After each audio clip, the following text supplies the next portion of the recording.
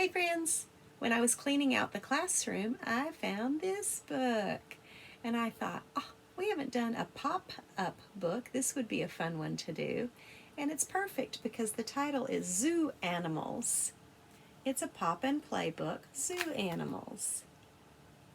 Let's see, here's the spine with the title. Let's check it out.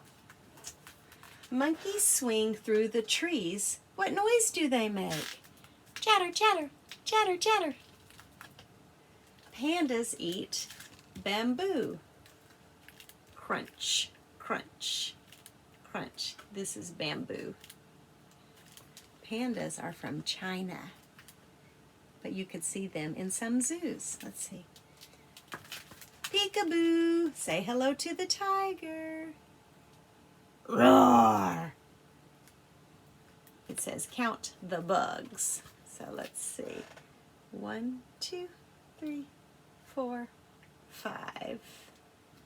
5 bugs. Some are spiders, some are insects. Watch out, there's a crocodile. Count its teeth. Snap, snap. All right, let's count these teeth. 1, 2, 3, 4, 5, 6, 7, 8, 9, 10, 11, 12, 13, 14, 15, 16. 16 teeth.